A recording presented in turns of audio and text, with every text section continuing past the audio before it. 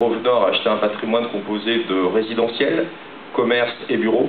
Donc nous avons décortiqué, on a mis de côté pour l'instant la partie résidentielle, mais nous avons décortiqué la partie commerce et la partie bureau dans le cadre de l'acquisition de Grosvenor. Le deuxième point également, c'était assez positif, c'est la cession de la tour Oxygène, qui a un peu défrayé la chronique en fin d'année.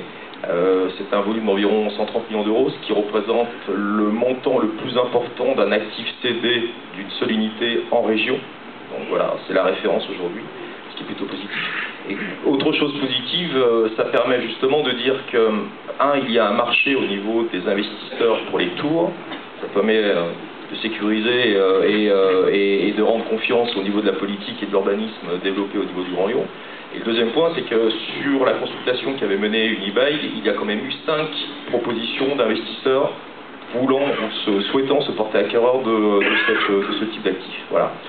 Autre arrivant et nouvel arrivant, au niveau de la logistique, ça représente un volume encore assez significatif, c'est le fonds américain Blackstone, qui a vraiment une vision internationale et à travers 2 portefeuilles, un de Prologis et un autre de Gecina, a réalisé un volume d'investissement d'environ 80 millions d'euros sur l'agglomération lyonnaise. Alors oui, le marché lyonnais est un marché international au niveau des investisseurs, puisqu'on a beaucoup de fonds allemands et étrangers présents. Néanmoins, en 2012, 80% des investissements ont été arbitrés par des Français, et 80% ont été acquis par des Français. Voilà, donc c'est une année un peu spécifique, mais ce n'est pas forcément une tendance. Il faut quand même voir que les SCPI ont quand même pas mal collecté, donc elles ont eu pas mal de fonds, et le marché lyonnais correspond bien au profil de ce profil d'investisseurs type SCPI ou Office Family ou investisseurs privés, parce que je vous rappelle quand même que 85% des transactions ont été faites sur des volumes inférieurs à 15 millions d'euros. Voilà. Je crois bien qu'on l'a derrière nous, non, c'est relativement stable. Nous sommes sur un taux d'environ 6 points, entre 6 et 6,10 pour le tertiaire, et environ 7,5% sur la logistique. Ce qui est intéressant surtout de comparer ces 2 points. Le premier, c'est qu'en 2003, nous avons eu le même écart entre la logistique et le bureau. Simplement les trucs un peu différents, un peu plus élevés. On était à 7,3 et à 9. Nous retrouverons ce même écart de 170 points en 2012 au niveau de l'actif bureau, de l'actif logistique.